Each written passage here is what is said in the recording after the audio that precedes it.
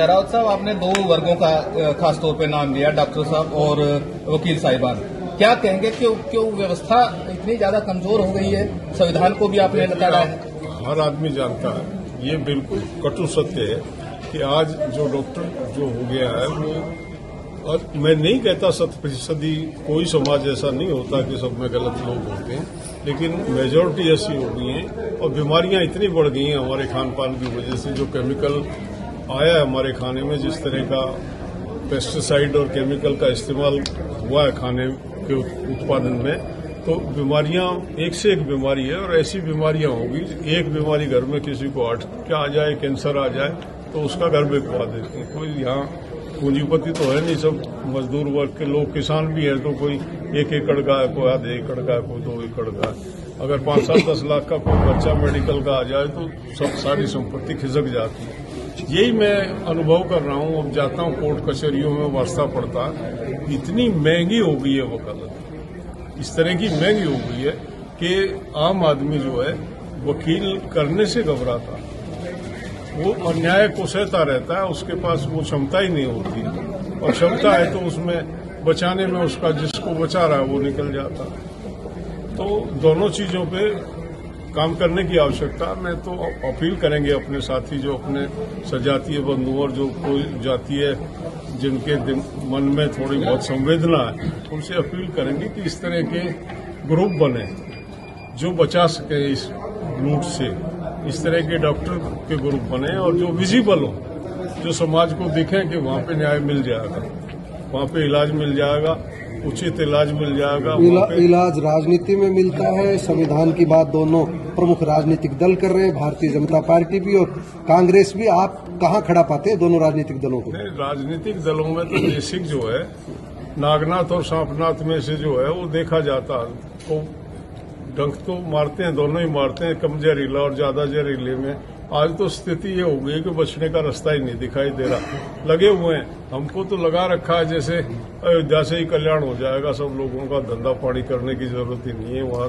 अभी अयोध्या से, अभी तो कहीं और कह रहे हैं बिहार में किसी का मंदिर बना रहे हैं, सीता का मंदिर बना रहे हैं। तो ये देश विकास के मंदिर बने, देश में संस्थान बने, देश में रोजगार की आवश्यकता है, बेरोजगारों की फौज खड़ी है। मतलब ये तो स्वीकार करेंगे जो शिक्षित बनो का जो नारा था वो आम जन तक हम लोग नहीं पहुंचा पाए। शिक्षित बन के लोग ज्यादा धर्मभीरू हो गए, ज्यादा ढोंग में, ज्यादा आडंबर में। शिक्षित बनना थोड़ी वही जन्मपत्री बनवाते हैं आज जो शिक्षित हैं। हमारे पूर्वजों ने किसी ने जन्मपत्री, हमारे ना तो किसी ने नाम रखे ना किसी की जन्मपत्री थी, अपना गोद उड़ी पे फेरे करे थे। आज जिससे पूछे बोला फेरे है रात के 2:30 बजे के।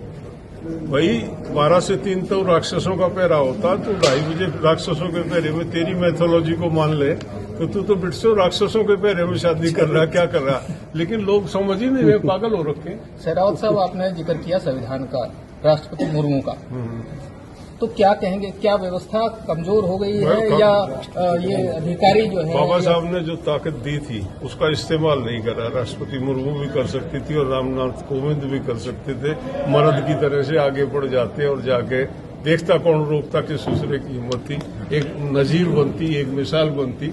लेकिन एक कमजोर पॉलिटिशियन को, उनको मंदिर नहीं दिखा, उनको दिल्ली में अपने आका दिख गए और वो विड्रॉ कर गए अपने आप को। देखो, दरअसल इसमें जाट समाज, अनुसूचित समाज इकट्ठा नहीं हुआ।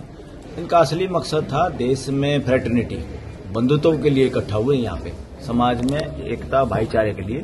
और समाज जनसंख्या के इकट्ठा होने से समाज नहीं बनता, समाज समझदारी की एकरूपता से बनता है।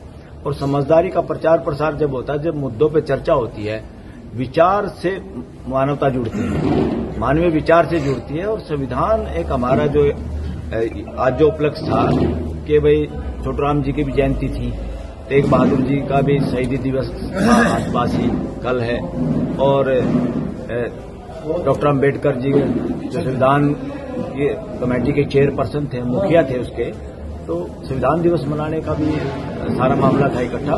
ये जागरूकता अभियान है एक तरह से। और जागरूकता अभियान जब होता है, जब सच्चाई बतानी होती ना, जब समाजों को अलग अलग मीटिंग करने की जरूरत नहीं होती, होनी भी नहीं चाहिए। घर के भले की बात पूरा घर इकट्ठा करके बात होती है और तभी ट्रांसपेरेंसी होती है, तभी सच्चाई होती है। ये सारे समाज इकट्ठे हुए यहाँ पर। इसका मतलब यहाँ पे कोई ऐसी बात का तो जिक्र हो नहीं सकता जो अमानवीय हो। मानवता की बात के लिए, सबकी भलाई के लिए, बंधुत्व के लिए इकट्ठे हुए हैं सब यहाँ पे। और यहाँ पे एक बात बार बार कही, वो भी समाज के खिलाफ नहीं, क्योंकि वर्णवादी मानसिकता इस देश और इस धरती का सबसे बड़ा कोड है। और जब तक उसको दफन नहीं करेंगे, भारत विश्व गुरु नहीं हो सकता। जिसमें विश्व गुरु की बात करें, मैं तो कहूँ विश्व गुरु की तो छोड़ो, ये जी नहीं पाएगा। ये लोग एक दूसरे के दुश्मन बने रहेंगे। बटने बांटने की बात हमेशा शरारती शासन मानसिकता, शोषणकारी व्यक्ति करते हैं, मानसिकता करती है। व्यक्ति तो छोटी चीज है, मानसिकता में गड़बड़ है सारी की सारी। और यहाँ पे आरएसएस की जब बात होती है, आरएसएस के अच्छे काम अगर वो करे तो वो भी इसी देश के में रह रहे हैं। अभी वो बाहर से आए होंगे, ज्यादातर लोगों से डीएनए नहीं मिलना, तो मैं ये नहीं कह रहा कि भाई उनका अधिकार अब नहीं है इस देश में, वो भी उसी अधिकार के साथ रहे। मगर इस देश में जब छोटू राम ने जो बात कही थी ना, उससे मंडी और फंडी से बचना, मंडी और फंडी मानसिकता की बात है।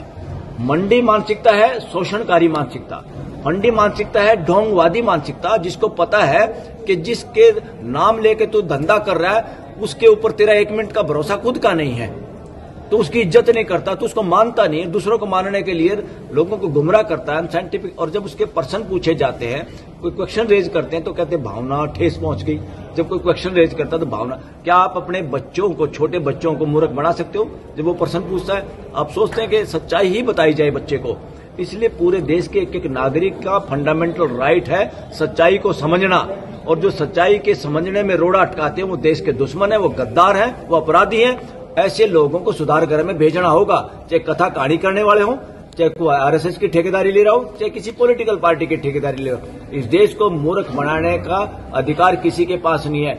सबको समझदारी बनाने में योगदान कर सकते हैं और मानव जाति को जोड़ने का प्रयास कर सकते हैं। इसलिए सब रिलीजन का भी ऑडिट करने की जरूरत है। जैसे इनकम का ऑडिट करते हैं ना, कि पैसे का ऑडिट डिपार्टमेंट में, इनकम टैक्स, अब ऑडिट करना है इन सारे रिलीजियस स्थानों का, इनके ठेकेदारों का, कथा कहानियां करने वालों को। बताइए पूरे देश को फ्रेटर्निटी के लिए क्या काम करे। जो फ्रेटर्निटी के खिलाफ काम करेगा उसको जूते भी लगेंगे, सुधार गृह में भी जाएगा। समय आ गया है, क्योंकि अब आपने देखा होगा एक यात्रा निकल रही है हिंदू राष्ट्र। पहली बात, ये हिंदू राष्ट्र नहीं है, ये सिंधु अक्षेत्र है। सिंधु नदी से नीचे कन्याकुमारी तक इसका नाम है सिंधु भूमि। हम सिंधु भूमि के वासी हैं, अल्टीमेटली हम वसुधैव कुटुंबकम के वासी हैं। हमारे बुजुर्गों का दिया हुआ नारा है, विचार है, वसुधैव कुटुंबकम में कुछ बचता नहीं। हम एक दूसरे से फिर अलग होते नहीं, चाहे डीएनए अलग हो, चाहे भौगोलिक क्षेत्र हो। हमारे बुजुर्गों की संस्कृति है, पूरी मानव जाति एक, पूरी धरती एक। असली देश तो पूरी धरती है।